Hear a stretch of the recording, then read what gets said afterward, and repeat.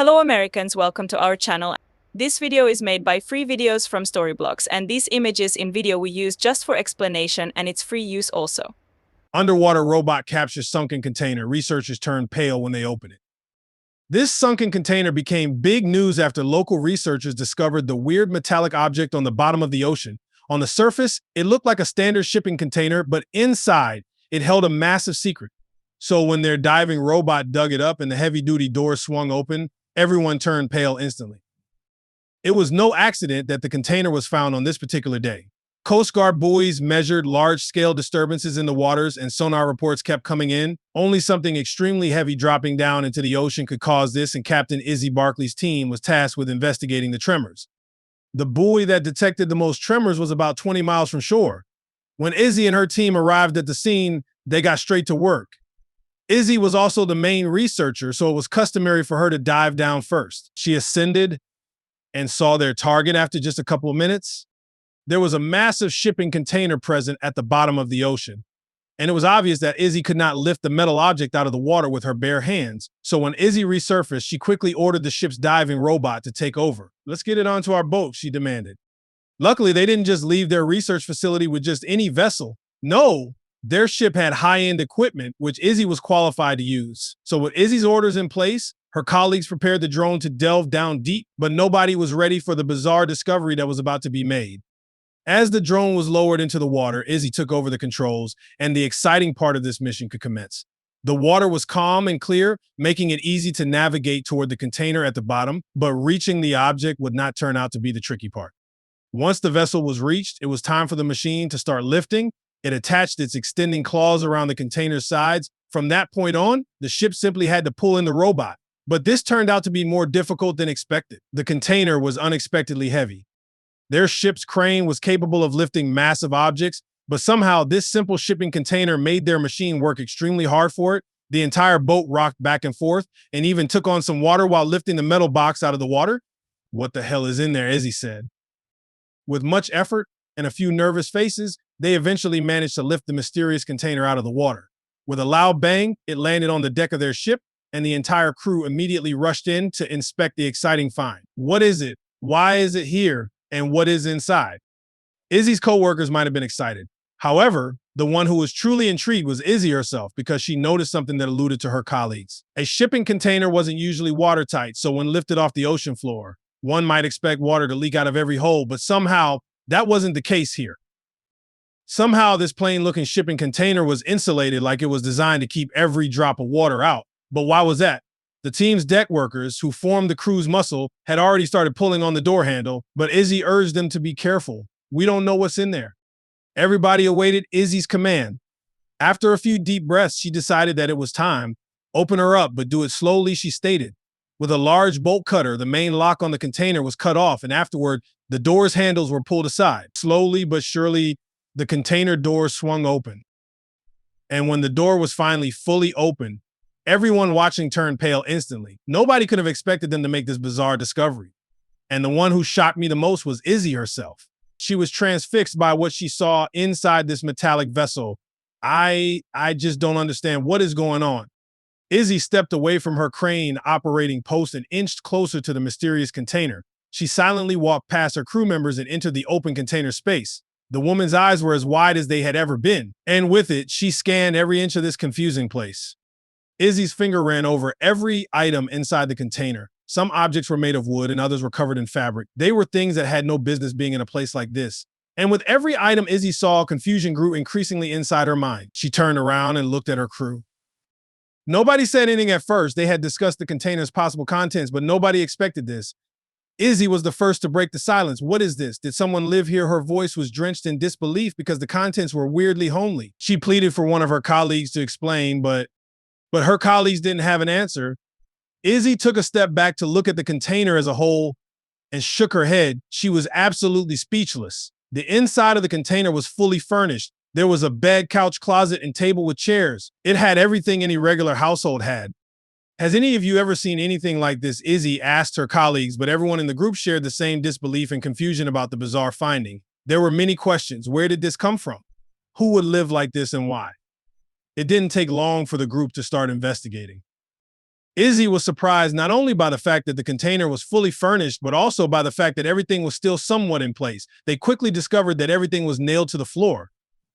However, some loose items were scattered on the ground, and they found photos of a man and his family. Did he or they live in the container? Who were they and what happened? They continued the search to find answers to those questions. They searched every inch of the container, but didn't find anything that got them closer to the truth. Izzy let out a frustrated sigh and was about to give up when one of Izzy's colleagues suddenly let out an excited yell. When she turned around, she could see him holding up a plastic Ziploc bag, but what sparked his excitement was what was inside as some sort of recorder. Izzy rushed toward him and carefully grabbed the bag. Maybe this could give them some answers. Izzy handled the bag cautiously, anxious any wrong movement might cause it to break or ruin any recording inside. The bag was stowed away very neatly, and when she opened it, Izzy immediately noticed that the device was still dry. This was a good indication, and she pressed play with good faith. Even though the recorder seemed dry and Izzy had faith, her heart still jumped when a voice could be heard. The group let out some excited murmurs, and Izzy gestured for silence so they could listen to the recording. It was a male voice, probably from the man in the pictures. This was great. It was hard to understand the recording out in the middle of the ocean, so the group quickly moved inside. At first, it was mostly background noise, but then the voice sounded clear. I need to record this before they notice we are here and capture us. It responded to someone in the background. The voice sounded panicked, making the first spoken sentence in the recording very ominous. There was a short silence, and then the man cleared his throat and introduced himself as Ahmed Osman. I hope someone will find the container in this recording and is able to help. Lives are at stake, he hurriedly spoke. The recording suddenly fell silent. Izzy looked at her colleagues, who all shared the same look, a look of pure disbelief and confusion. What had they gotten themselves into? What was going on? The message sounded disturbing, and they wanted to help this person, but how? Then the recording suddenly continued. The recorder crackled, and the sound wasn't as good as before. Izzy moved closer to hear what the voice said. We are in desperate need of assistance. We are on the Evercargo Voyager, but I don't know for how long. Please save us. The tone of the man got more and more desperate. Then the recorder stopped again. Izzy tried to get it to work again, but her efforts were futile. It was broken. The room fell silent. They were all speechless. Everybody realized something terrible had happened to the people the container belonged to, but what exactly, and could they help them? Then Izzy remembered something. The ship had been sighted multiple times, but only seemed to dock for a short while each time. It only refueled and moved minimal cargo, even though it was filled with containers. Izzy frowned and sighed. Why would a ship with shipping containers dock so few times and not load its containers? This odd behavior greatly confused Izzy and raised some red flags. She discussed it with her colleagues, who agreed that something suspicious was happening with that ship. Izzy reviewed the log database again, hoping to find more information about the vessel. She exclaimed when she noticed its last seen location is close. The weird reports in the log database and the ominous recording were enough for Izzy to try to track down the ship. The location the vessel was last seen wasn't too far away, so they could be there soon. And if they interpreted the man in the recording correctly, time was of the essence. Izzy ensured everyone aboard was on the same page and was happy to see everyone share her concern about the situation. She gave the captain the coordinates of the ship's last known location. Once they arrived, they were surprised to see the vessel floating 20 km from the coast. It was just lying there. Even though Izzy and her colleagues were curious to find out what was happening, they were also anxious to get close. The recording sounded very menacing, and they agreed that this wasn't just a job for them. They needed help. I will signal the Coast Guard and police, Izzy said resolutely. Izzy ensured that when the Coast Guard arrived with the police, they were out of the cargo ship's line of sight. Once the officers were aboard, she quickly explained the situation and told them what they had heard on the recording. She was relieved that the police believed her and took it very seriously. But there was one major problem. Given the reports about the ships, it was safe to assume they docked shortly to keep people from seeing what they were up to. If they saw the officers approaching, they would surely not let them aboard. They needed a plan, and luckily, Izzy thought of something. The police officers could lend some of the research crew's clothing and approach the ship in disguise. They were less likely to turn away a group of scientists. You can say we're investigating fish migration in the area and that their ship is in prime position to do some readings, Izzy said. Izzy felt her heart pound against her chest as she and two police officers approached the container ship. The trio used a small dingy stored on the back of the research vessel to cross the distance. When they got close, Izzy requested entry on the ship, and they immediately realized things were off. The captain didn't immediately invite them on. Izzy had to make some real effort to convince the man she and the officers were scientists. Meanwhile, the captain gave orders to his workers and there was a lot of activity on the ship. They had been waiting for half an hour when they got their response. The workers on the ship let down a ladder so the trio could climb aboard. The captain greeted him gruffly when they were finally up on the deck. "You have 1 hour," he said, after which he ordered everyone back to work. Izzy smiled and tried her best to act like she was making recordings. Izzy and the officers walked over the ship, trying to discover what was going on while acting as inconspicuously as possible. But there was nothing that indicated anything was wrong. They probably used the last half hour to conceal any evidence. Out of desperation, Izzy started to whisper the man's name. "Ahmed Osman, are you here?" she repeated a few times as the trio walked between multiple containers. Then, suddenly, one of the containers beside them opened up and they were pulled inside, after which the door closed again. The trio was surprised to see that the container was filled with people. But the container wasn't only filled with people. This one was furnished like the container they had pulled out of the ocean.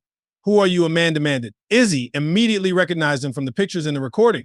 She stepped forward and explained who they were and that they found his recording. Ahmed's expression immediately cleared up. "I can't believe it. I mean, I hoped it would get found, but I didn't actually think it would be." The man rambled. He shook their hands excitedly and let out a sigh of relief. "This is our chance to get off this horrible ship," he said to the others. Ahmed explained that he and all the others were looking for passage to a safe country. He heard rumors about a ship taking people aboard and doing just that, but once he was on board, things changed. "In return for the journey, I had to work on the ship for 1 year, but they kept extending that period, never letting me get ashore," Ahmed explained.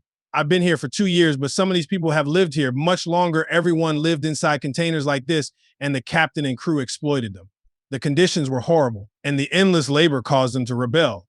But the crew quickly found out I was the reason behind the uprising and took drastic measures to stop at Ahmed's side." He explained they threw his container overboard, removing and destroying his home in the process. But before they could, he was able to hide a message inside, hoping someone would find it. When Ahmed finished his explanation, the container was filled with silence. Izzy and the officers couldn't believe what they had just heard. This was far worse than they could have imagined. The ship was filled with families who were exploited and falsely imprisoned. They had to do something about it, and fast. Now that the police knew what was going on, they took action. They asked Ahmed how many crew members the ship had and if they could put up much of a fight. Backup was called once they had a complete picture, and a surprise raid was planned, and it worked to perfection. Due to the surprise attack, the ship's crew was quickly arrested. With the criminals were in custody, the Coast Guard took control of the ship. Meanwhile, Izzy helped Ahmed free all the families, and not much later, the boat docked at the nearest city. There, an emergency shelter was put up to care for the victims. It didn't take long for the media to pick up the story. It became a nationwide story, and Izzy followed it closely as she returned home after the city took control of the support. She was glad to see the situation had a good outcome and incredibly happy she played a part in it.